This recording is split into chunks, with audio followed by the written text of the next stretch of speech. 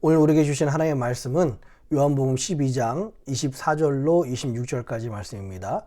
요한복음 12장 24절로 26절까지 말씀 우리 같이 읽도록 하겠습니다. 내가 진실로 진실로 너에게 이르노니 한 알의 밀이 땅에 떨어져 죽지 아니하면 한 알 그대로 있고 죽으면 많은 열매를 맺느니라. 자기 생명을 사랑하는 자는 잃어버릴 것이요 이 세상에서 자기 생명을 미워하는 자는 영생하도록 보존하리라. 사람이 나를 섬기려면 나를 따르라. 나 있는 곳에 나를 섬기는 자도 거기 있으리니 사람이 나를 섬기면 내 아버지께서 저를 귀히 여기시리라. 아멘. 기도하겠습니다. 살아계신 아버지 하나님, 이 아침에 주의 백성들이 함께 모여서 우리 그동안 미국 역사를 통해서 역사하신 그 하나님의 은혜를 돌아보며 우리의 신앙을 점검하는 시간 갖게 하시니 감사합니다. 원하기는 이것을 통하여서 하나님 우리의 모습을 돌아보고 앞으로 우리의 믿음이 나아갈 바를 또 같이 살펴보는 시간 되게 하여 주시옵소서. 역사하실 주님, 깨닫게 하실 주님 기대하옵고 이 모든 말씀을 사랑하신 예수님의 이름으로 간절히 기도합니다. 아멘. 할렐루야. 우리 주님의 크신 은혜와 평강이 오늘 하나님께 나오신 모든 분들과 함께 하시기를 주님의 이름으로 축복합니다. 계속해서 우리 미국 역사를 통해서 현대에 살아가는 우리의 신앙을 점검하는 그 부흥이라는 그 시간 5번째 말씀을 같이 나누고 있는데요. 지난 시간에는 그야말로 언덕 위에 세운 도시처럼 승승장구하는 것처럼 보였던 이 미국이 하나님의 말씀을 잘못 해석했을 때 그로 인해서 일어나는 그런 부작용들에 대해서 말씀을 나눴습니다. 특히 그 부작용이 가장 극치에 달했던 그 시간이 1861년부터 1865년까지 있었던 아직도 끝나지 않았다라고 말하는 미국의 큰 상처로 기억되는 이 남북전쟁의 이야기들입니다. 남북전쟁에 있는 동안에 교회들이 화해를 이루기보다는 남과 북으로 이미 갈라졌었고 또 남북전쟁의 중재 역할을 하기보다 완충작용을 하기보다 오히려 자기들이 하나님의 말씀을 맞게 믿는다. 하나님의 말씀이 자기들을 지지한다 말하며 오히려 남과 북의 갈등을 더 불러일으켰던 교회의 그 안 좋은 모습들을 우리 같이 나누게 되었습니다. 오늘은요. 1800년도 이 후반, 이제 남북전쟁 이후의 모습들을 같이 나눌 것 같은데요. 남북전쟁 이후에 그 1800년도 후반의 미국 이야기들을 같이 나누려고 합니다. 오늘 이야기들이 우리들에게 더 특별한 이야기는 이 미국의 복음을 통해서 우리나라가 처음으로 기독교가 소개되었던 것처럼 1800년대 후반에 미국 복음과 교회 이야기를 나누다 보면 자연스럽게 우리에게 전해진 그 기독교에 대한 이야기, 최초의 선교사들 이야기들도 연결되게 되어 있습니다. 그래서 오늘 이 말씀이 우리들에게 또 더 친숙하게 다가올 수 있을 것 같고요. 반대로 오늘 내용을 잘 들어보면 미국의 복음을 통해서 우리가 그 복음을 받아들였잖아요. 그래서 왜 우리가 이런 신앙생활을 하게 됐는지, 우리의 신앙 모습이 왜 이렇게 갖추어지게 됐는지를 이해할 수 있는 그런 시간이 될 수 있을 것 같습니다. 자, 먼저 1800년도 후반의 그 시대적 상황에 대해서 말씀을 드리겠습니다. 아까 처음부터 말씀드렸듯이 미국은 남북전쟁이라는 큰 동족 상잔, 한 나라에서 형제들끼리 총칼을 내밀며 서로를 죽였던 아주 끔찍한 사건들이 있었습니다. 사상자만 한 110만 명 정도 되었다고 하고요. 사망자는 62만 명이 되었다고 합니다. 그야말로 엄청난 숫자들이 그 당시로 생각을 해봐도요. 많은 이들이 죽고 비록 북쪽의 그 승리로 끝났지만 여전히 사회 분위기는 혼란했었고 많은 이들에게 큰 상처로 남았던 역할, 그리고 말씀드렸듯이 교회가 교회다운 역할을 하지 못했던 것이 미국의 남북전쟁 이후의 모습이었습니다. 그 당시에 미국뿐만 아니라 유럽에서는 어떤 일들이 일어났냐면요. 유럽 안에는 새로운 신학적인 물결들, 교회의 새 바람이 밀려 들어오기 시작했습니다. 이게 참 좋았다면 괜찮은데 자유주의로 대표되는 진보주의적인 그 신학들이 밀려오고 있었어요. 그 당시만 생각해도요. 지금은 아니지만 그 당시는 유럽이 미국보다 신학적으로 훨씬 앞섰습니다. 신학의 역사만 봐도 유럽은 한 180년 정도 됐을 거고요. 미국은 해봤자 200년 정도밖에 되지 않아서 미국의 모든 신학과 신학교들은 유럽에서 공부를 해와서 교수가 되거나 신학교의 그 영향을 받았습니다. 마치 지금 우리나라에서 신학교 교수를 하기 위해서는 미국에서 공부를 하고 미국 신학교에 학위가 있어야 되는 것처럼 그 당시에는 미국이 유럽 나라의 신학과 교회에 지대한 영향을 많이 받았습니다.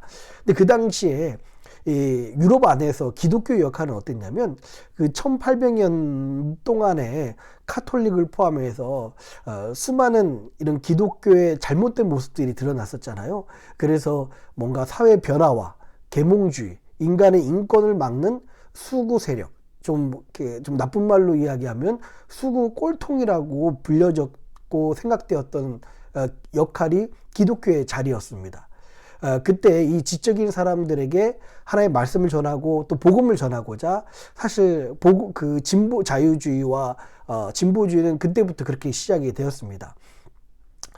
그런데요, 이 자유주의의 맹점은 인간이 죄인이 아니라 어쩌면 잘만 교육하면은 그들은 괜찮은 존재가 될 수 있다라는 그 계몽주의에서부터 시작되는 그 신학이었기 때문에 성경을 읽다가 혹시 미신적이고 또 기적에 가까운 모든 일들을 성경에서 제하는 작업들을 하고 성경을 하나의 말씀으로 보기보다는 다른 책들과 똑같은 책 중에 하나로 비평하고 그것을 판단하는 그런 신학 작업이 일어났습니다. 이것을 좀 어려운 말로 성서 비평학이라고 그러는데요. 이 성서 비평학을 통해서 그 물결이 그대로 미국에서 들어와서 진보주의적이고 자유주의적인 그 신학이 미국 기독교에 침투하기 시작했습니다. 저도 신학교에 입학했을 때 이 성서 비평학에 대한 그 학문을 듣고서 많은 충격을 받았던 것 있었는데요. 미국에서도 그 당시에 굉장히 많은 큰 충격이 되었습니다. 성경은 당연히 이전까지만 해도 하나님의 말씀이고 이것은 뭐 1.1핵도 잘못된 것이 없다라고 그렇게 여겨지고 믿었는데 어쩌면 성경이 인간에 의해서 쓰여진 책일 수도 있다. 이것을 하나님의 말씀으로 보기보다는 종교적인 차원에서 접근해야 된다라고 하는 이런 모습들, 이런 신학들이 미국 기독교인들 안에 큰 충격과 도전과 위협으로 심지어는 다가오게 됐습니다. 그런데요, 그때 참 이런 자유주의 신학이 미국을 막 침공하고 있을 때 전 세계를 강타하는 큰 사건이 일어납니다. 그게 바로 1859년 찰스 다윈이 썼던 그 종의기원이라는 책입니다. 여러분 이 찰스 다윈의 종의기원은 못 들어보셨을지 모르겠지만 진화론에 대해서는 들어보셨을 것 같아요. 그 전까지만 해도 모든 세계는 유럽에서도 창조론을 믿었습니다. 당연히 창조론이라고 생각했습니다. 그런데 1859년 찰스 다윈의 이 진화론 을 주장하고 이 종의 기원이라는 책을 통해서 진화론이 주장되면서 이제는 더 이상 창조론보다는 진화론이 어쩌면 맞을 수 있다라는 그런 세력들, 그런 이렇게 이성적인 부분을 강조하는 일들이 일어났습니다. 그래서 이 창조론에 도전하는 것은 교회를 도전하는 일이었었고 기독교 신앙을 도전하는 일이었습니다. 굉장히 이 1800년대 후반이 전쟁뿐만 아니라 교회 안에서도 어수선하고 혼란스러운 그런 상황이었습니다. 당연히 미국 내에서는 두 가지 움직임이 일어났겠죠. 첫째는 이런 그 진보주의적인 신학, 그리고 자유주의적인 신학을 좀 더 이성적으로 적극적으로 받아들여서 이것을 조금 더 잘 활용하려는 그런 신학자 또는 신학교들이 있었고요. 또 반대로는 이 자유주의 신학을 위협으로 간주하고 오히려 더 그것에 대한 반작용으로 더 보수적으로 성경을 지키려는 노력들이 미국 내에서도 있었습니다. 이렇게 두 번째 후자인 자유주의 도전에 대해서 성경의 권위를 지키려는 그런 신학자들이 많이 일어나는데요. 그 프린스턴 그 대학을 중심으로 해서 많이 일어났습니다. 그때 만들어진 이렇게 신학적인 생각을 성경 무호설, 성서 무호설이라고 그럽니다. 그때서야 이제 성경은 1.1핵도 잘못된 것이 아니라는 이런 신학이 발전하게 된 것입니다. 그래서 이제 그 성경이 무호하다라는 신학과 이런 생각과 이런 교회 안에 이런 분위기가 많이 지지가 됐었습니다. 그런 상황 속에서 미국은 어떻게 됐습니까? 남북전쟁이 이런 북쪽의 그 승리로 끝났다고 했잖아요. 북쪽은 그 상업과 상공업이 발달됐습니다. 특별히 그 5대5 연안으로 미국의 산업화가 급속하게 진행이 됐습니다. 뭐 증기선이라든지 뭐 운하라든지 남북 대륙을 잇는 철도를 이루면서 산업혁명이 미국에서 그야말로 일어났고요. 또 도시화들이 일어났습니다.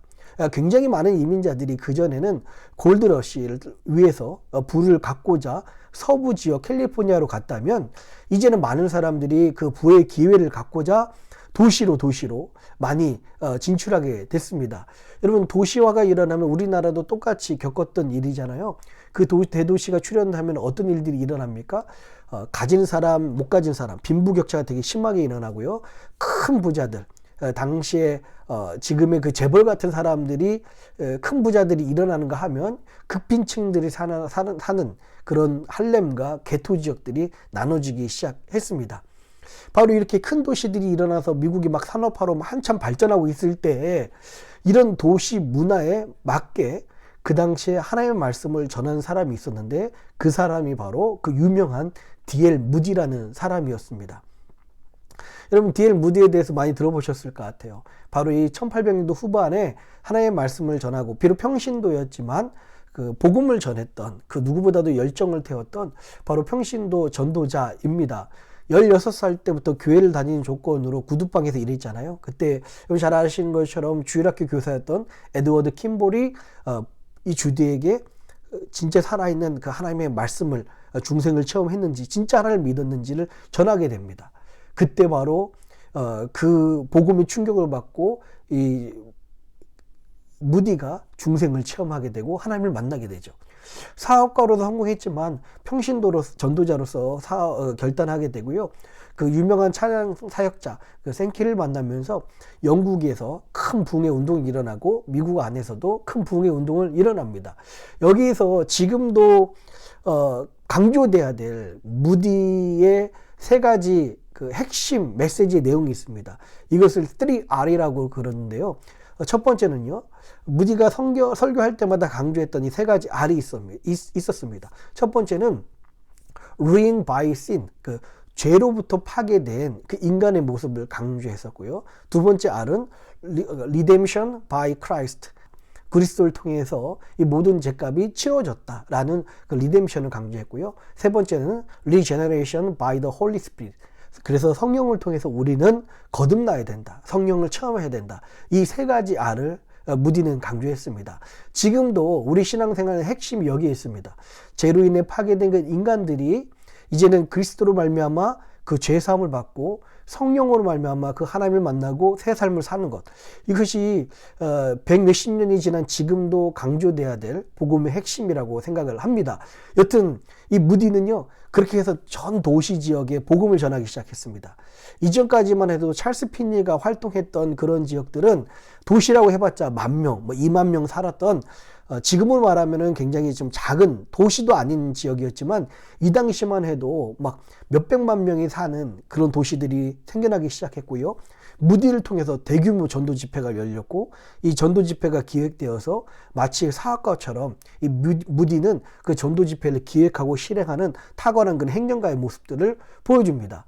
그 당시에 유명했던 락커펠러라든가 아니면 존 워나메이커라든가 아니면은 카네기라든가 이런 대부호들이 생겼는데 이 부호들과 함께 연합해서 뉴욕이라든지 필라델피아라든지 아니면 시카고라든지 그 지역에 맞춰서 전도 집회를 이뤄서 사람들에게 복음을 전합니다.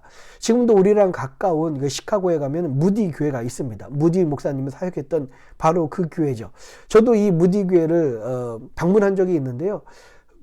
백몇십 년 된 바로 그 지역에서 기도하고 그 벽을 만지는데 왠지 그 성령의 뜨거움이 저에게도 느껴지는 듯한 그런 느낌이 들었습니다.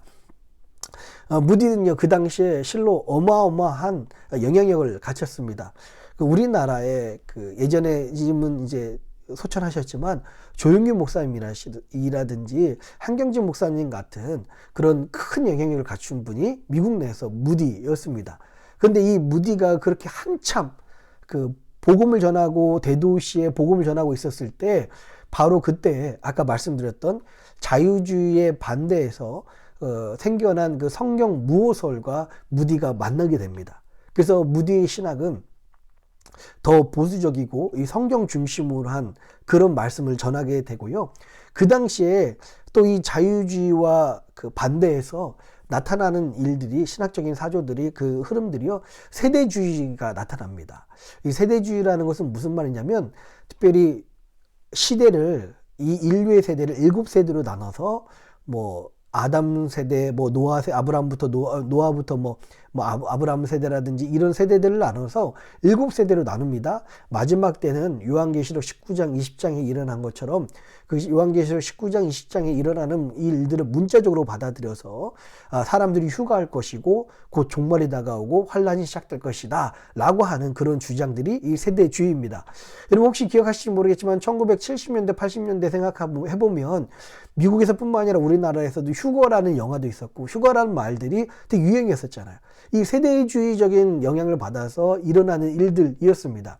그래서 이 세대주의라는 이 특징은, 그들의 믿음의 특징은요, 임박한 종말론이에요.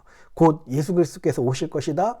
이 세상은 부정한 곳이다. 죄 많은 곳이다. 그래서 도저히 우리들은 이 세상을 고칠 수 없고 이 부정한 곳에서 속하기보다는 부정한 곳에서 분리돼서 우리는 이 죄 많은 곳에서 세상 문화 가운데 분리되어서 우리 신앙을 지켜야 될 것이고 곧 오실 예수님을 순결한 신부로서 기다려야 된다 라고 하는 것이 이 세대주의적인 그 신앙의 모습이었습니다.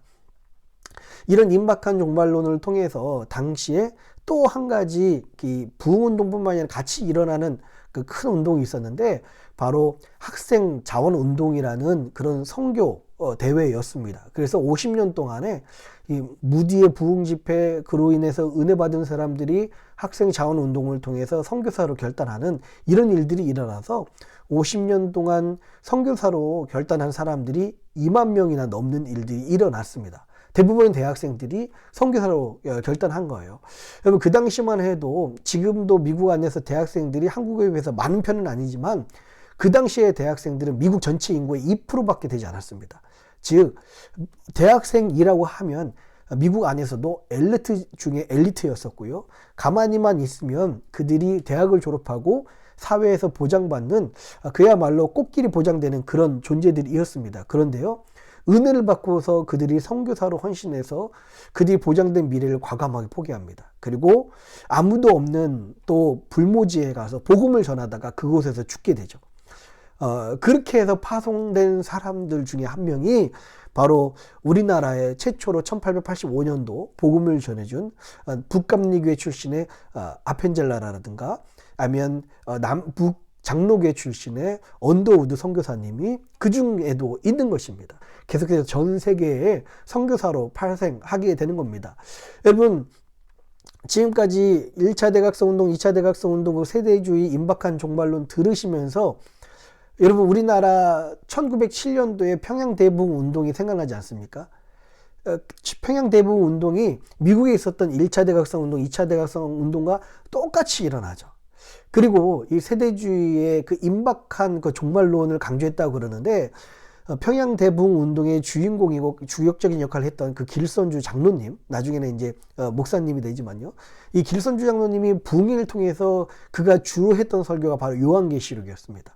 곧 다가오실 주님, 그것을 기다리는 것. 즉 그 당시 그대로 1800년대 후반에 미국의 신학과 그런 영적 흐름이 우리나라에서 그대로 수입이 되고 영향을 받아서요, 우리도 똑같은 신앙생활을 하게 되었다는 거예요. 좀 더 자세하게 설명드리면요, 우리나라의 공식적인 최초의 선교사는 아까 말씀드렸습니다. 1885년 4월 5일 날 제물포에 첫 발을 내딛었던 그런 아펜젤라와 언더우드였습니다. 감리교 선교사와 장로교 선교사가 동시에 이 제물포 이 항을 밟죠. 참 대단한 일이, 그 복음의 씨앗이 우리나라에 퍼진 것 같아요. 말씀드렸듯이 이 아펜젤라라든가 언더우드는요, 가만히만 있으면 미국에서 보장된 미래가 보장된 그런 전도 유망한 청년이었습니다. 그런데 은혜를 받고서 우리나라에 그 복음 때문에 우리나라에 왔었고요. 그리고 복음을 전하기 시작합니다. 특별히 우리 감리교 선교사인 이 아펜젤러 선교사님은요, 교회 사역뿐만 아니라 사회 복지에도 가장 많이 신경을 썼습니다. 그 당시에 가장 큰 개신교 교단은 감리교였습니다. 그래서 많은 지원을 받아서 배제학당이라든지 고아와 가부 여자들에게 소외계층들에게 교육을 시켜주고요. 또 출판을 하기도 하고 종로 서점을 만들기도 하고 많은 돈을 갖고 와서 우리나라의 교회뿐만 아니라 많은 사회 변혁과 발전을 위해서 힘썼던 것이 우리 감리교의 모습이었습니다. 그리고 아펜젤러가 그런 역할들을 했었고요. 당시에 참고로 북장로교인 이 언더우드 목사님은 교회에 많은 투자를 하게 되고 선교 활동에 집중하게 됩니다. 그래서 어쩌면 우리나라가 장로교회가 많은 이유 중에 하나가 바로 이때 집중적으로 많은 교회들이 장로교회가 먼저 선교 활동을 시작했고 많은 교회들이 세워졌기 때문에 그렇습니다. 근데 이 당시에 그 젊은 선교사님들이 미국에서 많이 들어오셔서 우리나라에게 복음을 전하고 우리나라 교회들이 막 개척되기 시작했지만 아까 말씀드렸듯이 이들은 대부분 1800년도 후반에 있었던 그 무디와 그리고 그 성서 무호설 또 뿐만 아니라 세대주의적인 그런 영향을 받았습니다. 그리고 자유주의, 진보주의 신학에 대해서 굉장히 그 반감을 갖고 있는 그런 사람들이죠. 그리고 학생 운동을 통해서 파송되었다. 그렇게 이야기를 말씀을 드렸습니다. 여러분 잘 보면은 우리나라 신앙이 이들이 전해준 1800년도 후반에 미국의 그 보험주의적인 그런 모습과 아주 똑같습니다. 저는 개인적으로 이런 보수적인 신앙이 참 자랑스럽습니다. 그리고 저도 성서 무호설을 믿고요. 저도 예수님께서 곧 오실 거라는 그런 종말론을 믿습니다. 물론 뭐 임박한 종말론이나 세대주의자적인 그런 종말론은 믿지 않습니다. 왜냐하면 그 일들은 아무도 모르기 때문에 그렇습니다. 그러나 예수님이 말씀하신 대로 재림의 예수님을 믿고요. 재림하실 예수님 믿고 성경은 무하다는 것도 저도 믿습니다. 참 자랑스러운 그런 신앙의 모습들을 그 1800년대 은혜 받았던 그 젊은 청년들이 우리들에게 전해졌습니다. 그러나 우리 신앙의 보수적인 모습은 참 자랑스럽지만 그 속에는 나중에 나오게 되겠지만 이 근본주의적인 요소들이 참 많이 깔려 있었습니다. 그래서 저희들 안에서도 그런 근본주의적인 모습이 있잖아요. 그래서 뭔가 세상의 문화를 죄처럼 본다든지 또 배타적인 모습들이 우리들 가운데 있습니다. 그리고 뭔가 더 극단적인 것을 더 믿음이 좋은 것처럼 느껴지는 생각하는 그런 우리의 신앙적인 베이스가 있습니다. 그 이유가 바로 미국의 그 당시의 신학과 신앙의 모습을 받았기 때문에 우리 안에 그런 모습이 깔려 있다는 거예요. 이렇게 복음주의적인 요소들도 참 많이 들어왔지만 근본주의적인 요소들이 많이 들어오게 됩니다. 특별히 여러분 한국교회에서 가장 문제시되고 좀 타부시됐던 것 중에 하나가 술에 대한 태도잖아요. 그 당시에 미국 사회는 원래는 기독교가 술에 대해서 그렇게 막 반감을 가지진 않았습니다. 그 마틴 루터도요 맥주를 엄청 좋아했었고요. 또 청교들 미국에 막 이주한 청교들도 그 럼주라는 그런 술을 만들어서 영국에 팔고 그것을 통해서 생필품을 자극을 받았죠. 그런데 1800년도 후반에 워낙 이 음주 문화가 굉장히 문란해지고 또 많은 이민자들로 인해서 이 음주 문화가 굉장히 안 좋아졌을 때 결국 기독교의 경건 운동을 통해서 기독교 운동을 통해서 술에 대해서 금지시하고 술을 경계하다 보니까 그 당시에 이제 나중에 1920년에 금주령까지 발전하게 되잖아요. 그 당시에 복음을 전하는 사람들이 우리들에게 똑같이 말씀을 전해서 교회 안에서는 뭔가 술을 타부시하고 좀 금지시해야 된다, 꺼려하는 그런 분위기가 우리들 가운데 이렇게 전해진 것입니다. 간단한 그런 이야기죠. 여러분 오늘 그 말씀을 같이 읽었습니다. 한 알의 밀알이 썩어졌을 때 많은 열매를 맺었다는 이 말씀입니다. 그런데요, 여러분 우리가 오늘 1800년도 후반에 참 혼란스럽고 어려운 이 시기였지만 무디가 은혜를 받고 그가 하나님을 만나니까 많은 이들에게 복음을 전했고요. 학생 자원 운동을 통해서 2만 명이 넘는 젊은이들이 엘리트들이 낯선 땅, 정말 고요한 아침의 나라였던 이 조선 땅, 그것도 세계에서 가장 가난한 바로 이런 나라에까지도 복음을 전하러 왔습니다. 그래서 지금 역사상 찾아보기 힘든 우리나라의 그 큰 부흥을 이루는 나라가 되었던 것처럼 작은 씨앗들이 심어져서 수많은 열매가 맺어지게 되었습니다. 저는 오늘 이 말씀이 우리 교회 역사들을 보면 그대로 일어난다고 저는 믿습니다. 우리들의 지금 작은 헌신과 우리들의 작은 나 혼자 내 믿음을 지키는 것처럼 보이지만 하나님께서는 여러분들의 그 헌신과 우리들의 그 모습을 통해서 수많은 열매를 맺게 하실 줄 믿습니다. 여러분 기억합시다. 오늘 말씀을 보면서 우리가 기억하는 것은요, 우리는 이 당시에 전해주셨던 그 신앙이 너무 감사하고 하나님의 은혜라고 생각하고요, 우리 안에 있는 이 보수적인 신앙이 너무 자랑스럽습니다. 그러나 우리와 다르게 신앙생활을 한다고 해서 그들을 판단하거나 정죄하지 말고요, 우리 것은 우리의 신앙의 모습을 자랑스럽게 생각하되 그들까지도 인정할 수 있는 여유로움도 우리 안에 있어야 된다는 거죠. 특히 그들을 판단하거나 그들에게 분노와 또 미움을 조장하는 행동은 하나님 원하시는 모습이 아니라는 것을 우리가 지난 시간에 같이 나눴습니다. 오늘 1800년대 후반에 무디를 통해서 우리나라에까지 복음을 전해진 참 이 작은 씨앗이 썩어졌을 때 수많은 열매들이 어떻게 일어나는지를 바로 보게 되었는데요. 앞으로도 계속해서 이제 다음 주에는 오순절 운동가, 그 다음 주에 또 이런 신앙의 모습들이 우리나라에게도 어떻게 영향을 주고 지금도 어떤 영향을 주고 있는지에 대해서 같이 말씀을 나눴으면 좋겠습니다. 기도하겠습니다.